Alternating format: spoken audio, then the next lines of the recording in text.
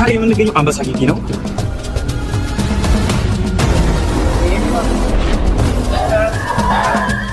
ዛሬ ያለው መላችሁ የምንገኘው አንበሳ ግቢ ነው።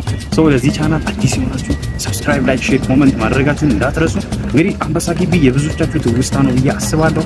ደግሞ እስካሁን የሰራናቸውን ደግሞ ቪዲዮዎች ገብታችሁ በማየት ሰብስክራይብ በማድረግ ኮሜንት በማድረግ ቀጣይ ደግሞ ይሰራ ምርጡትን ቪዲዮ ኮሜንት ላይ ጻፉልን።